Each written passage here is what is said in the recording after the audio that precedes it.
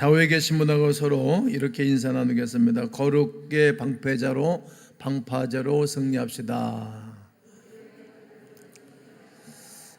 가드레일 시즌2 말씀을 전구하고 있습니다. 10여 년 전에 설교를 했는데 그때 했던 설교는 거기다가 이제 폐기를 하고 새롭게 리메이크를 해서 설교를 하고 있습니다. 준비하면서 은혜가 되고 또 설교를 읽으면 읽을수록 제가 힘이 되고 은혜가 됩니다. 여러 해 전에 제가 백령도에 저희 아이들을 데리고 휴가를 간 적이 있습니다. 저는 이제 가만히 앉아 있는 형이 아니고 좀 활동적이고 액티브한 형이기에 저녁을 먹고 해가 이렇게 있더라고요. 서부 전선이니까. 그런 이제 방파제 강변으로 바닷가로 나갔어요. 나가니까 이렇게 방파제가 있어서 꿍 점프를 해가지고 이제 거기 올라가는데 이끼가 있어가지고 쫙 미끄러지는 거예요. 그래도 제가 이제 운동을 하고 많이 걷고 평행봉을 하니까 균형을 잡아가지고 손을 잡아서 간신히 빠져나왔어요.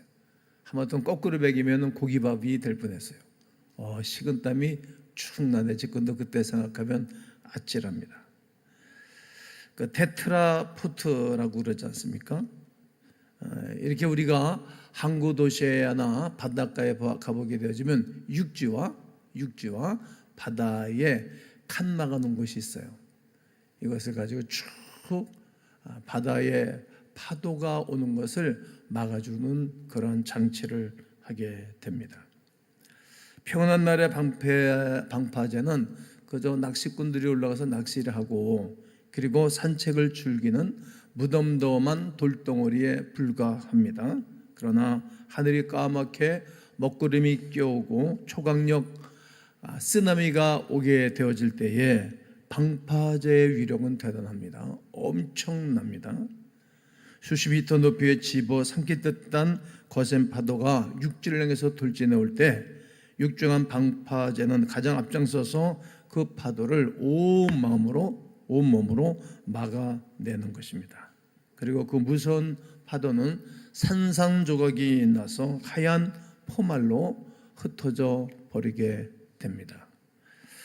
방파제가 그 파도를 막아내어 부숴주기 때문에 방파제 안쪽에 있는 항구의 배들과 육지 모든 재산을 지켜내기에 부족함이 없습니다.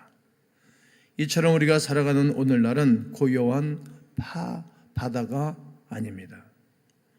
눈에 보이지는 않지만 우리 성도들의 가정 일터를 향해서 거대한 세석가와 음란물들이 우리를 치고 들어옵니다.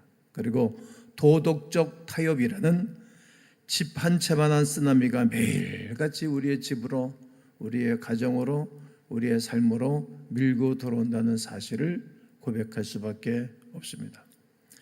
과거에는 많은 사람들이 타락하는 장소가 지정되어져 있었습니다. 지정되어져 있었어요. 그러나 이제는 AI 시대와 우리가 가지고 있는 스마트폰의 발전으로 말미암아 우리 안방 깊숙한 곳까지 이렇게 타락한 문화, 음란물이 우리를 치고 들어오는 것을 고백할 수밖에 없게 되어집니다. 특별히 자녀들의 침상까지 이렇게 부모들이 잠을 잔 사이에 밤 늦은 시간까지 눈이 그냥 공룡 눈 되듯이 밤새도록 보다가 학교 오고 있는 아이들도 있다는 거예요. 아무런 제약 없이 밀려들고 있는 것입니다. 좋은 게 좋은 거지 뭐 다 그렇게 크는 거 아니에요? 다 그렇게 사는 거 아닙니까? 인생을 적당히 즐기면 되지. 도덕적 상대주의의 파도 앞에서 우리는 그저 바닥에 그려진 얇은 페인트 선 하나 그런 선량한 양심 가지고 살면 되는 것이지 뭘 그런 걸 말하고 그렇습니까? 이렇게 생각하고 말하는 분들도 있을 거라 생각됩니다. 나는 적당히 보고 멈출 수 있어. 나는 내 감정을 통제할 수 있다고. 얇은 페인트 선으로 쓰나미를 막을 수 있다고 생각합니까, 여러분? 불가능합니다. 누구든지 불가능하다 생각합니다. 이처럼 우리에게는 내 영혼과 가정을 덮치려는 죄악의 파도 앞에 거룩한 방파제를 세워 놓으셔야 합니다. 오늘 본문에는 사도 바울은 인류 역사상 가장 화려하고 동시에 가장 음란했던 도시 고린도 도시를 소개하고 있는 것입니다. 고린도 교회 안에 있는 성도들 향해서, 그들을 향해서 사랑의 마음을 품고 성경을 기록해서 보내는 것입니다. 목사의 설교의 한 편도 이 시대를 살아가는 성도들이 어떻게 살아갈까, 어떻게 경건한 삶을 살아갈까, 어떻게 세속화에 물들지 않고 살아갈까, 어떻게 가드레일을 벗어나지 않아서 그 안에서 복 있는 삶을 살아갈까, 사랑의 마음으로 설교를 준비하고 콘셉트 잡고 말씀을 증거하는 듯 말입니다. 이 우상 숭배의 도시와 함께 성적 타락이 일상이었던 고린도 문화 속에서 바울은 적당한 타협이 아니다, 그럴 수가 없다, 아주 단호하고 명확한 거룩한 방패자를 세울 것을 명령하고 호소하는 것입니다. 오늘 이 말씀을 통해서 내 내면에 무너져 있는 방패자를 다시 세우고, 혹 우리 가정이 어려운 문제가 있게 되어진다면 다시 새로워지는 귀한 시간 되기를 주님의 이름으로 권면합니다. 맞서 싸우지 말고 무조건 피하라. 읽으세요. 시작.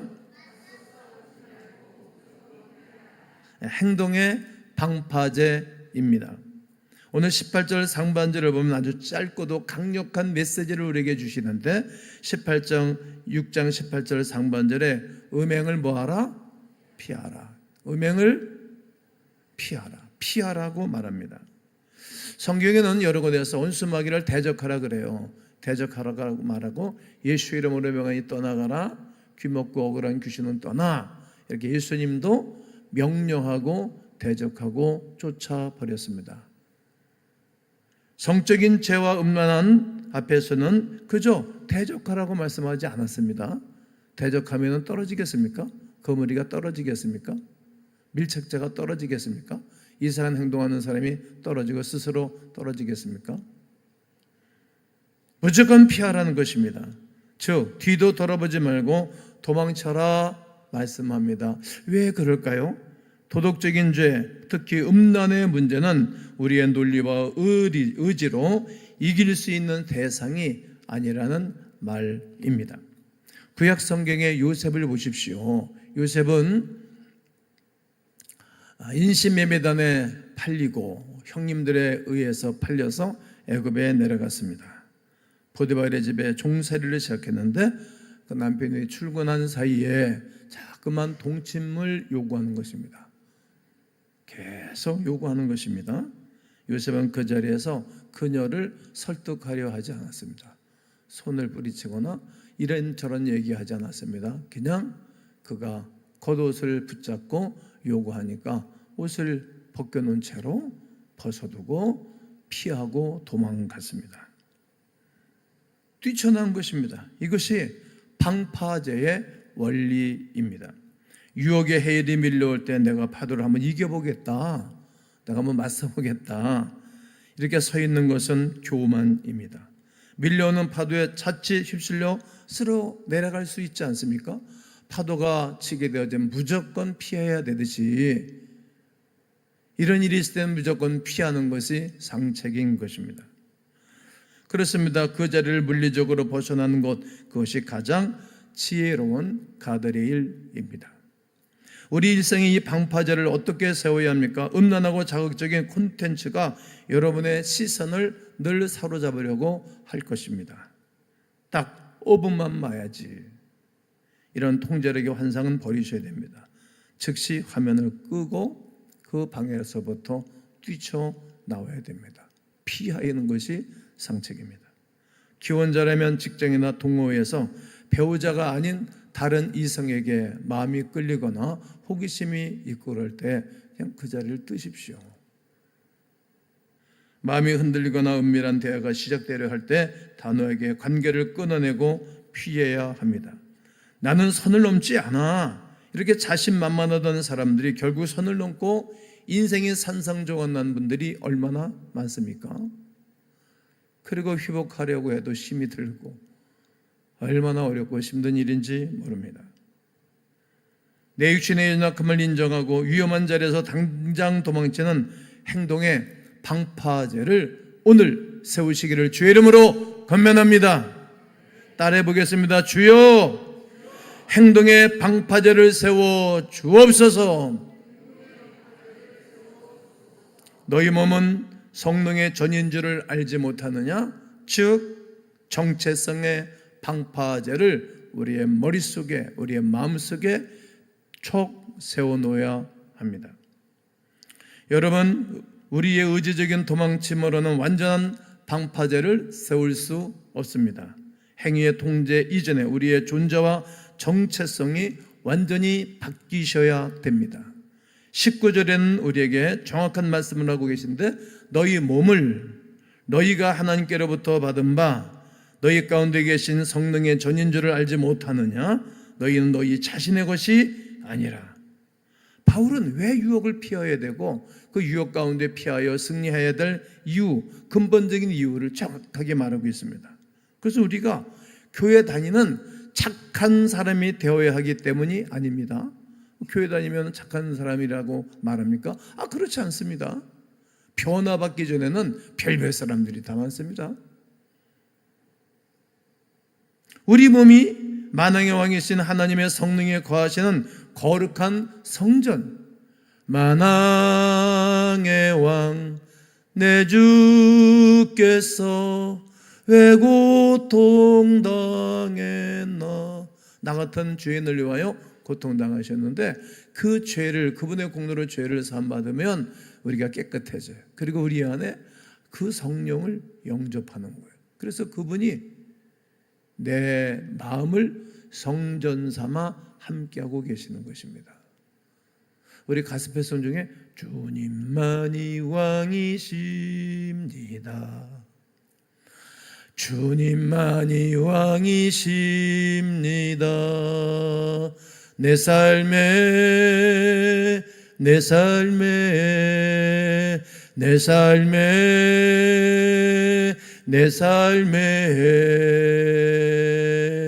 주님만이 왕이신데 그분을 내 안에 모시고 사는 거예요. 그래서 내 영혼이 그분의 성전이세요. 내 몸이 하나님의 거룩한 성령이 거하는 성전이신데 우리가 음란에 빠질 수 없고 행동의 방패자로서만 부족한다는 거예요. 아주 철구를 세우고 내 마음에 주님을 모시고 사는 거예요. 정체성의 방파제입니다. 이 시대의 문화는 내 몸은 내 것이니 내 마음대로 즐길 수 있다, 내 마음대로 행동할 수 있다, 내 마음대로 내가 살 거라고, 이런 자기 것에, 자기 소유에 대한 의식이 강한 세대가 됐습니다. 그러나 성경은 너희는 너희 자신의 것이 아니다, 단호하게 말합니다. 너희는 너희 자신의 것이 아니야, 내 것이야, 내가 거하는 성전이라고 말씀하시는 거예요. 한번 따라해 볼까요? 내 몸은 나의 것이 아니다. 3번 시작.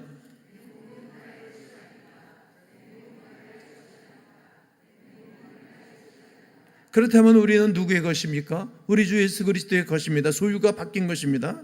어떻게 우리가 하나님의 성전이 된 것입니까? 바로 이 질문에 대한 해답이 바로 십자가의 복음, 십자가의 복음입니다. 죄를 인하여 죽을 수밖에 없었고 온갖 더러운 욕망의 노예로 살아가던 우리들이었습니다.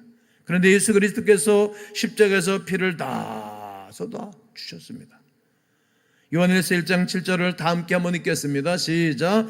그가 빛 가운데 계신 것 같이 우리도 빛 가운데 행하면 우리가 서로 사귐이 있고 그 아들 예수의 피가 우리를 모든 죄에서 깨끗하게 하실 것이요. 그 아들 예수의 피가 우리를 모든 죄에서 깨끗하게 하실 것이요.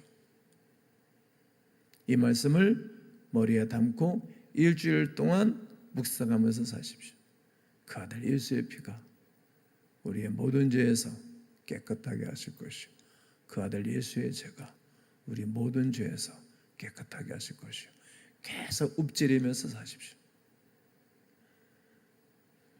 세상의 모든 음란과 죄악, 하나님을 향한 반역의 쓰나미가 예수님께서 골고다 언덕의 십자가라는 거대한 방패자가 되시오 온몸으로 막아내 주시고 산산조각 내어주신 것입니다. 죄는 산산조각 내서 사라진 거예요.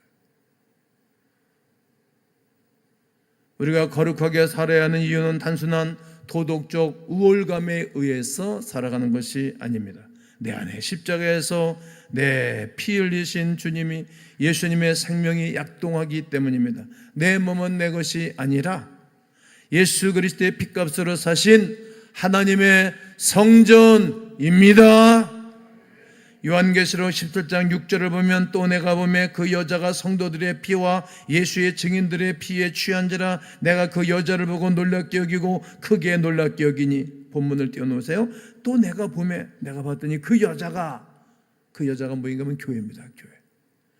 야, 교회를 봤더니 성도들의 피와 성도들이 피를 내면서 교회를 세우는 거예요.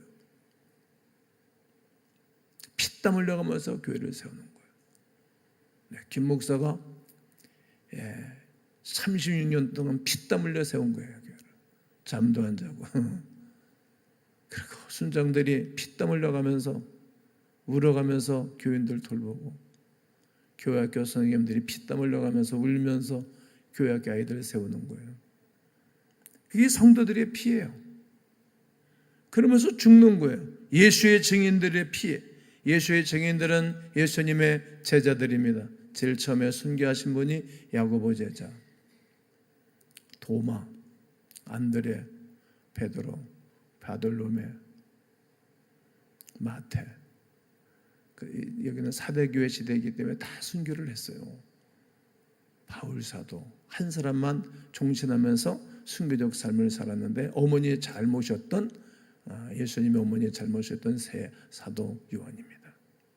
그 사람들이 예수의 증인들이에요. 그들의 피에 취한 거예요. 그분들이 그토록 사랑했던 교회, 그분들이 생명과 피를 흘려가며 지켜냈던 교회, 이 교회의 피에 취한 거예요. 그 하나님의 은혜에 취한 거예요. 교회만 생각하면 잠이 안 와. 교회만 생각하면 눈물이 울컥울컥. 연약한 성도들만 보면 견딜 수 없는 것, 피에 취한 것입니다. 내가 그 여자를 보고 그런 교회를 바라보고 놀랍게 여기고 놀랍다는 거예요. 예수의 피, 성도들의 피, 예수의 증언들, 그 여자를 보고 그 교회를 보고 놀랍게 여기고, 예수의 군사들이 바라볼 때에 하나님의 거룩한 은혜가 있다는 거예요. 이렇게 좋은 신앙을 보았던 그 아버지, 어머니 좋은 신앙을 갖췄던 그 자녀들이 교회를 놀랍게 보는 거예요. 세상 나라들은 멸망받으나 예수 교회 영원히 왕성할 줄로 믿습니다. 이것을 기억하는 것이 바로 정체성의 방파제입니다. 교회를 이 땅 위에 최고로 1순위로 두고 살아가는 사람들,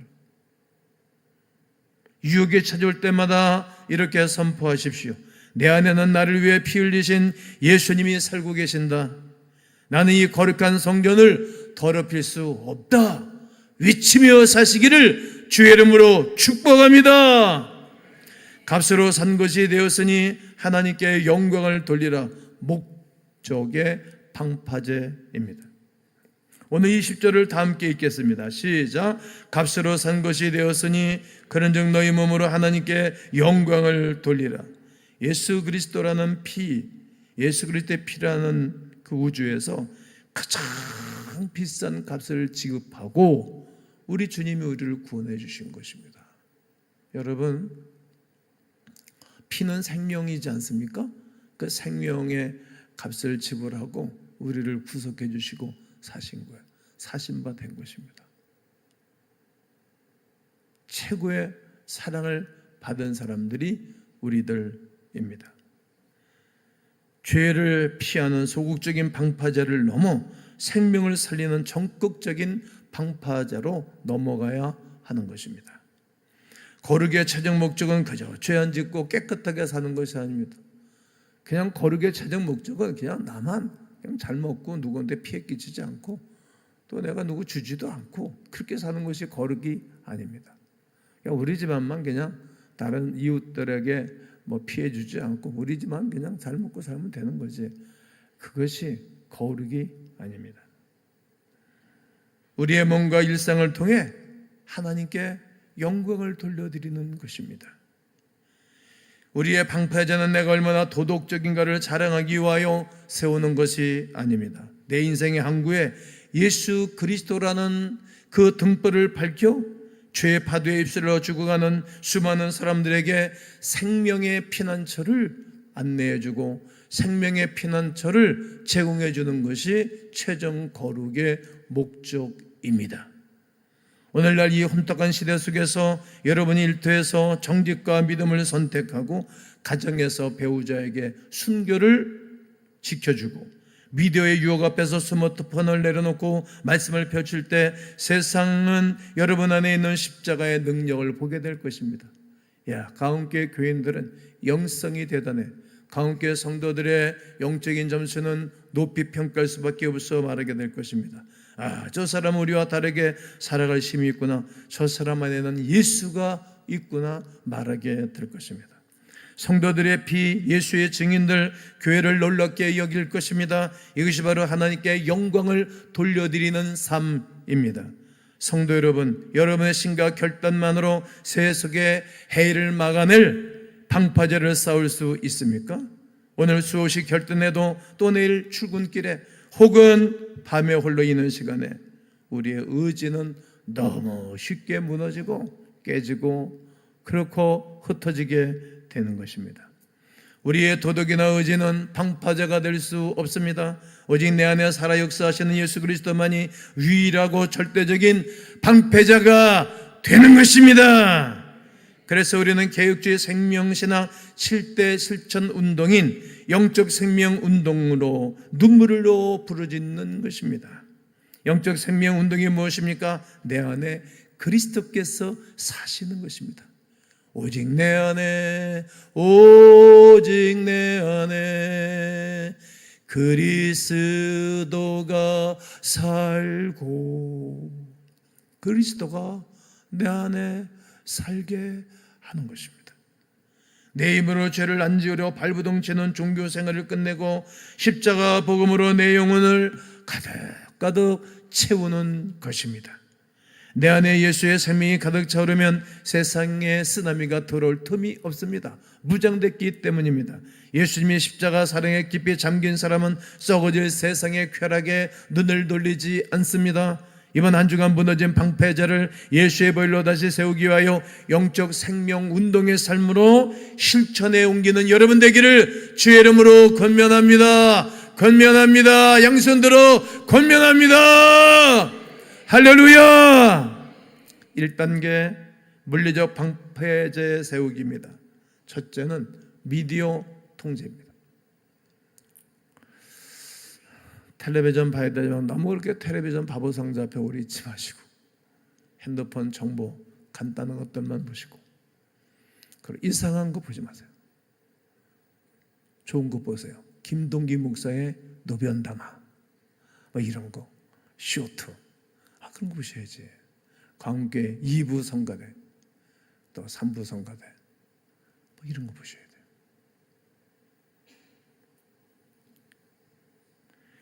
영성에 사로잡히지 않도록 물리적 가드레일을 치셔야 됩니다. 죄와 맞서 싸우려 하지 말고 그냥 도망친, 요셉의 도망친 것으로 여러분 싸워야 됩니다. 둘째, 십자가 앞에서 연약함을 고백하기입니다. 늘 왜요?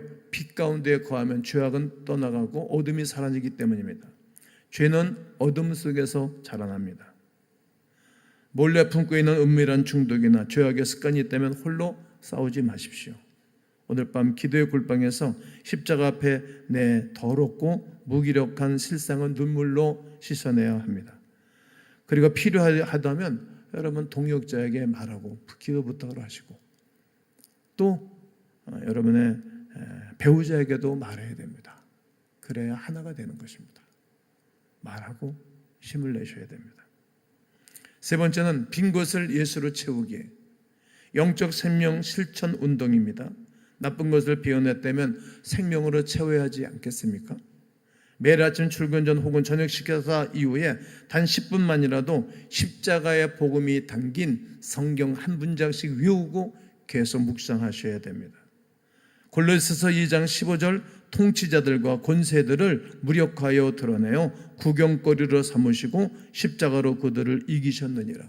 이번 주에 제가 묵상할 말씀입니다. 골로새서 3장 17절 또 무엇을 하든지 말이나 일이나 다 주 예수의 이름으로 하고 예수의 이름으로 모든 것 하고 그를 힘입어 하나님 아버지께 감사해라 하는 것은 예수의 이름으로 하고 그리고 감사하는 거예요. 이 두 말씀이 이번 주 저를 세우게 될 말씀입니다. 주님, 오늘 하루 내 의지가 아니라 십자가 예수의 생명이 나를 다스리게 하옵소서. 읽으세요. 시작.